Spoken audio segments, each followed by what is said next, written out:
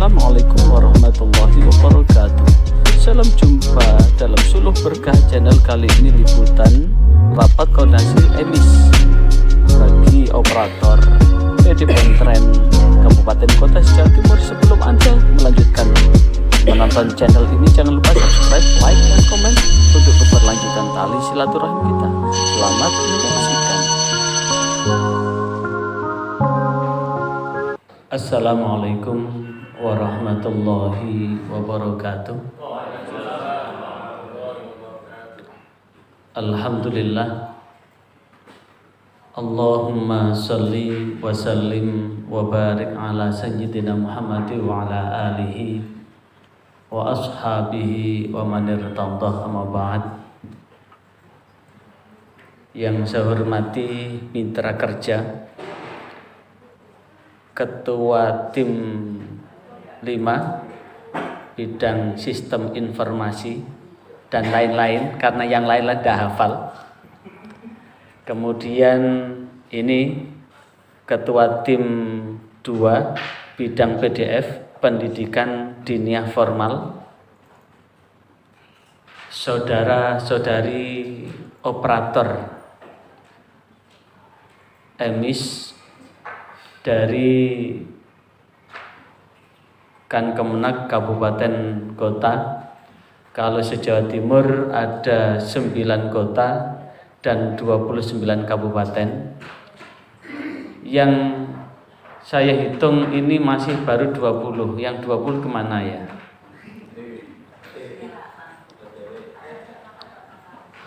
Maka mudah-mudahan yang telat segera bertaubat agar waktu bisa termaksimalkan dengan sebaik-baiknya, karena bagaimanapun juga kegiatan ini juga dibiayai dengan anggaran DIPA yang kalau bisa memanfaatkan waktu yang ada.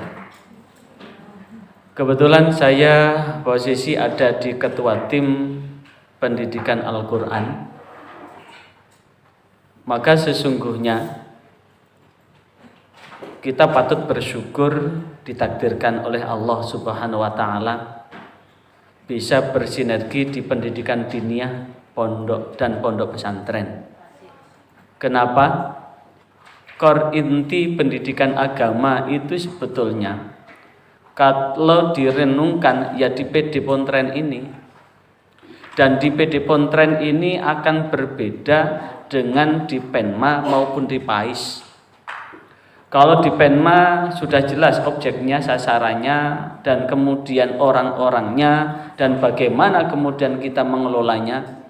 Tapi kalau di PD Pontren ini mempunyai karakteristik khusus yang di situ membutuhkan sifat dan perilaku yang bijaksana. Bijaksana itu berarti memahami posisi ada di tengah-tengah masyarakat. Kenapa? Kalau ada di Penma itu sangat enak kalau kemudian para operator itu menginginkan data segera diisi dengan limit waktu paling akhir tanggal sekian, itu selesai. Tapi kalau di PD Pontren silahkan mengisi emis Taman Pendidikan Al-Quran, dikasih waktu tanggal sekian sampai tanggal sekian. Apa jawabannya? Gak emis-emisan, gak dibantu, gak paten.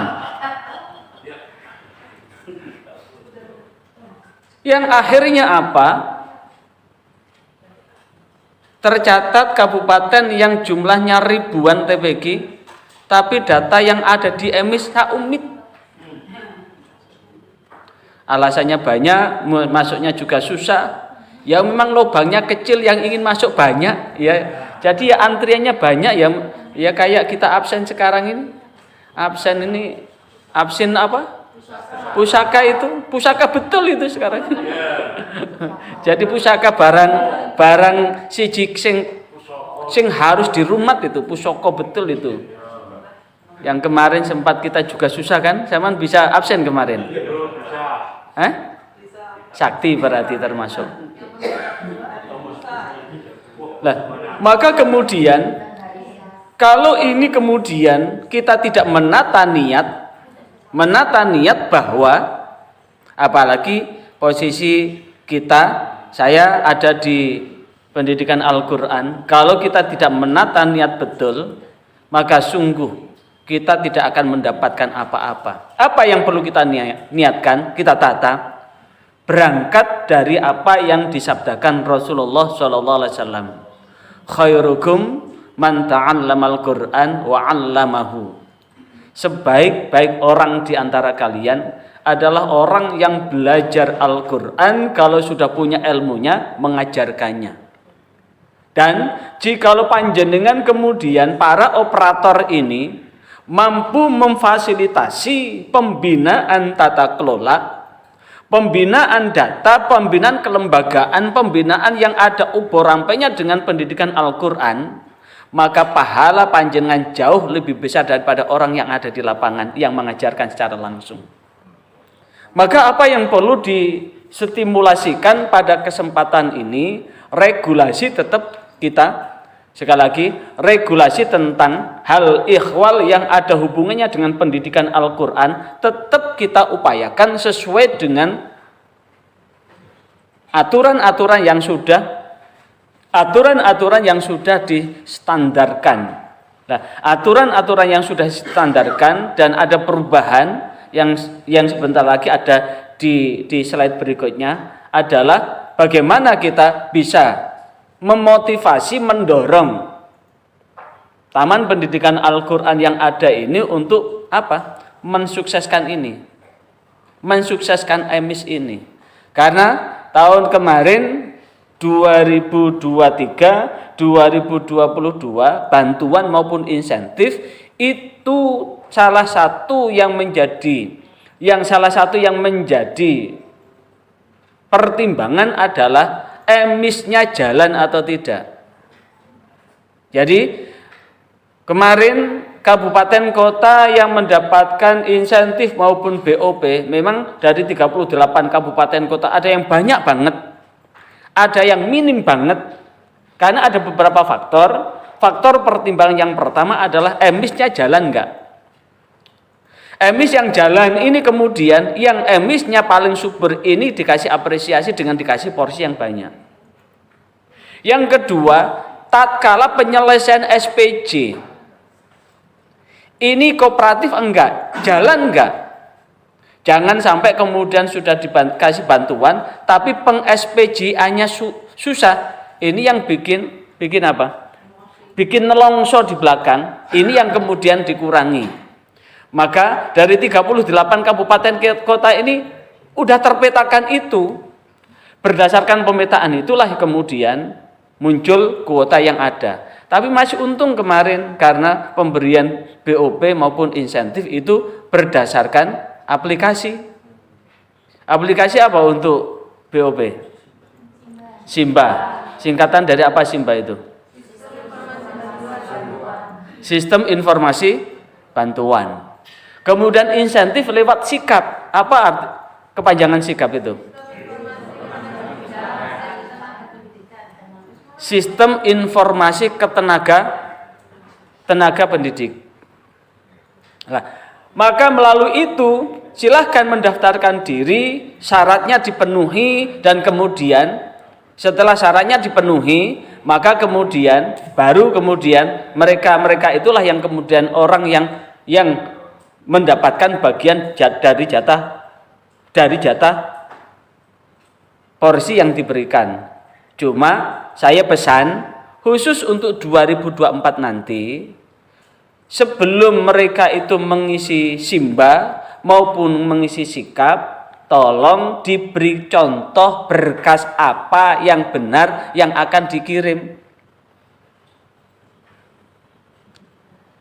Berkas-berkas itu kalau sudah benar, maka tinggal menunggu takdir aja. Nah, kemarin ada satu kabupaten yang masuk di Simba banyak sekali. Tapi ternyata dari sekian ini ratusan sampai itu. Tapi kemudian ternyata persyaratan itu tidak sesuai, berkas-berkas yang dikirim itu tidak sesuai dengan apa yang diinginkan oleh aplikasi itu. berkas-berkas yang diinginkan itu tidak sesuai dengan juknis yang ada, maka kemudian akhirnya tertolak. Ada yang tertolak di kabupaten, ada yang di kabupaten sudah diterima, tapi kemudian setelah diverifikasi di provinsi juga tertolak di provinsi, akhirnya udah dikasih porsi sedikit, tidak terpenuhi lagi. Dikasih 15, yang memenuhi syarat hanya 8, yang 7 menguap. Hanya dikasih 15 yang memenuhi hanya 8. Lah, maka ini sesungguhnya adalah bagian yang tak terpisahkan dari panjenengan. Lah, kalau panjenengan membuat guru-guru Al-Qur'an ini tersenyum dengan mendapatkan sesuatu yang memang menjadi kue mereka, atau lembaga pendidikan mendapatkan sesuatu yang bisa untuk menopang operasional mereka, maka secara otomatis senyum mereka itu akan menjadi jariah buat panjenengan. Maka ketika ini jariah panjenengan dan ketika itu TPQ tambah semangat, tata kelolanya semakin bagus, maka itu sama secara langsung maupun tidak langsung panjenengan turut serta untuk memakmurkan keberadaan Taman Pendidikan Al-Qur'an itu. Maka ketika panjenengan turut serta melakukan geliat yang lebih bersemangat pada tata kelola pendidikan Al-Qur'an, maka secara langsung maupun tidak langsung panjenengan juga turut serta untuk mengajarkan di situ melalui tangan-tangan dari tenaga pendidik dan tenaga kependidikan yang ada di lembaga pendidikan itu. Itulah yang kemudian bagian yang tak terpisahkan di dalam rangka apa? Menjadikan pendidikan Al-Qur'an itu semakin semarak. Jangan sampai izinnya banyak sekali tapi di emisnya hanya sedikit. Nah, maka kemudian udah dikasihkan Pak Yunus terkait dengan emis 4.0.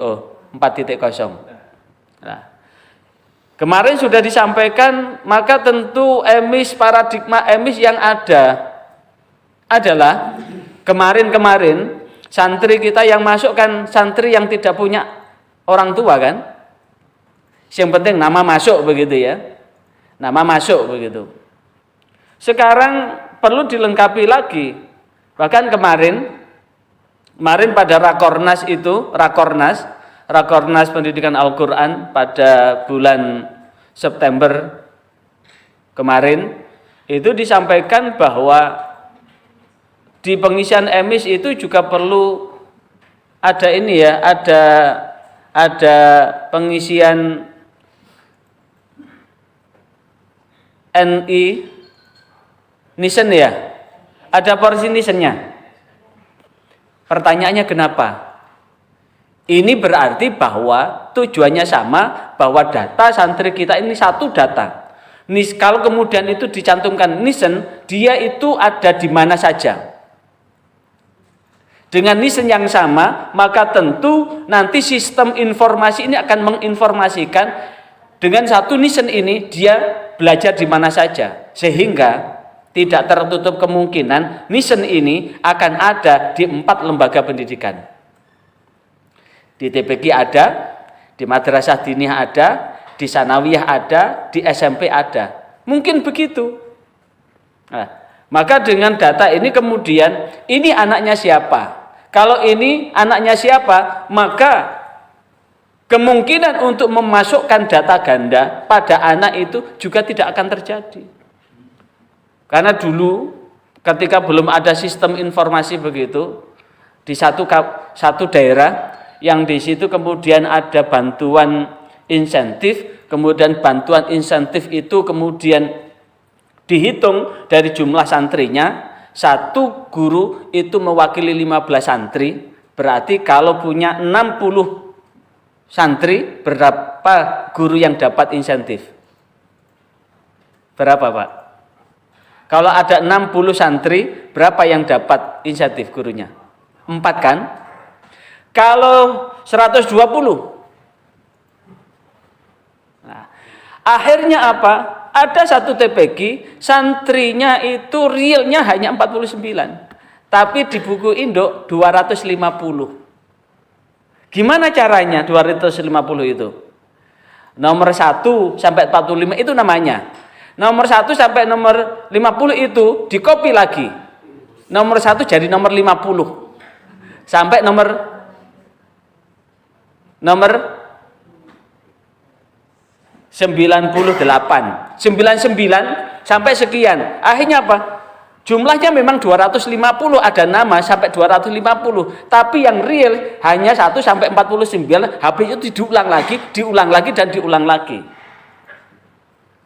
Dan kemarin sempat juga perlu disampaikan bahwa kadang-kadang yang nempel di emis itu anaknya itu sudah 10 tahun yang lalu, tapi masih ada di buku induk, sehingga ketika dicari mana santrinya, ini kan 10 tahun yang, tapi masuk di situ, maka kemudian itu namanya ada data yang bersifat yang memang harus update. Makanya kalau kemudian orang kuliah itu kan untuk S1 itu kan sampai 7 tahun.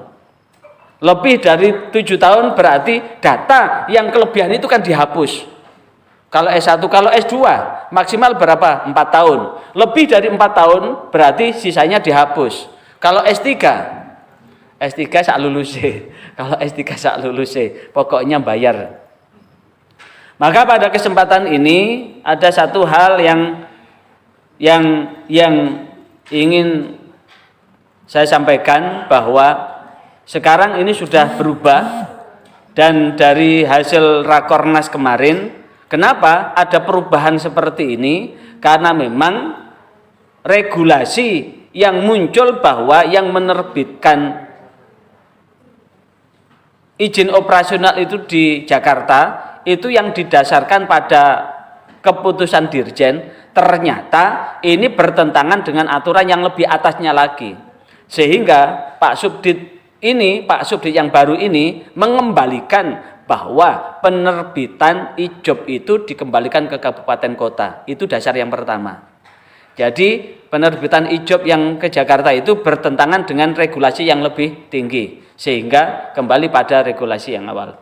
Yang kedua, kalau kemudian yang menerbitkan dari Jakarta, nggak mungkin kemudian dengan keterbatasan tenaga sebelum dikeluarkan izin operasional itu kan tahu fakta kan, fakta lembaga pendidikan apa yang kemudian dikasih izin kan. Maka untuk menunjukkan fakta itu kan perlu ada apa? Perlu ada kunjungan kan, dan tidak mungkin kemudian dengan waktu yang terbatas, orang yang terbatas, tidak mungkin hanya beberapa orang itu kemudian melakukan verifikasi lapangan ke lapangan dari Sabang sampai Merauke. Makanya kemudian sempat mandek hampir 1 tahun belum terbit IJOP-nya kan. Nah, makanya kemudian alur itu kemudian diperpendek. Kalau bisa dipermudah, kenapa dipersulit begitu? Kalau aturannya memungkinkan, maka kemudian alur penerbitan tanda daftar izin operasional, maka kemudian diberikan pada kewenangan masing-masing kabupaten. Kalau kemudian kita lihat bahkan seperti ini. Berangkat dari LPG kan tentu ada operator. Tapi fakta ya, kita sempat supervisi di beberapa monitoring tata kelola di beberapa, memang ternyata mereka yang bisa masuk untuk dapat BOP maupun insentif ini terletak pada operatornya. TPG-nya bagus, besar, tapi tidak ada yang paham IT, maka ternyata banyak yang tidak dapat. TPG-nya biasa-biasa saja, tapi ada tenaga yang paham IT, ini yang kemudian dapat. Bahkan ada yang menurut kacamata ya masih ada yang lebih layak, tapi ini yang dapat. Selain itu memang rizkinya, tapi karena didukung oleh operator LPG yang ada. Ya, maka operator inilah yang kemudian mengajukan kepada siapa? Melalui Sipdar itu, maka kemudian panjenengan selaku admin dari kabupaten dan kota itu memberikan verifikasi. Jikalau hasil verifikasi syarat-syaratnya ini sudah memenuhi, maka bisa dilanjutkan ke tahap berikutnya. Tapi jikalau ternyata ada kekurangan, maka ada perlu catatan-catatan. Catatan inilah kemudian kembali ke operator lagi. Dari operator mengadakan revisi dan kemudian diajukan lagi. Setelah diajukan lagi, maka kemudian diverifikasi lagi. Maka kemudian setelah semuanya, maka tentu sebelum panjangan menerbitkan itu, maka verifikasi itu ada verifikasi data yang ada di EMIS, juga verifikasi lapangan untuk menunjukkan apakah ini memang betul-betul TPQ-nya ada atau tidak. Maka verifikasi data maupun verifikasi lapangan inilah yang kemudian akan menjadi dasar penerbitan nomor statistik. Siapa yang menerbitkan? Panjenengan selaku kepanjangan tangan dari Kekan Kemenak lewat panjenengan sebagai operator. Setelah nomor statistik, maka kemudian terbitlah namanya SK. SK siapa yang menerbitkan? Panjenengan selaku operator itu. Adapun kami yang ada di Kanwil hanya merekap data. Jadi setelah saya buka Sipdar, saya tidak bisa kemudian masuk sampai ke titik-titik itu, tidak bisa itu. Jadi aplikasi sudah membatasi kita. Dan kemudian adapun admin yang ada di Subdit PD Pontren ini akan melakukan rekap secara nasional. Dan kemudian seluruh data yang ada di Sipdar itu akan disinkronisasikan dengan data EMIS. Maka setelah keluar IJOB ini, yang paling penting adalah beri stimulasi. Karena bagaimanapun juga makalah Imam Syafi'i ini nyata. Al-haqqu bila nizam yaglibul batil bin nizam. Kebenaran yang tidak terkelola maka akan mampu terkalahkan dengan kebatilan yang terkelola dengan rapi. Lembaga pendidikan Al-Quran, diniyah dan sebagainya, ini adalah kita hakul yakin bahwa yang diajarkan ini adalah benar. Bahkan Al-Quran adalah maha benar dari zat yang maha segala-galanya, yaitu firman Allah. Tapi Al-Quran sebagai firman Allah ini tidak akan mampu tersampaikan dengan baik jikalau kemudian lembaganya pun tidak dikelola dengan baik.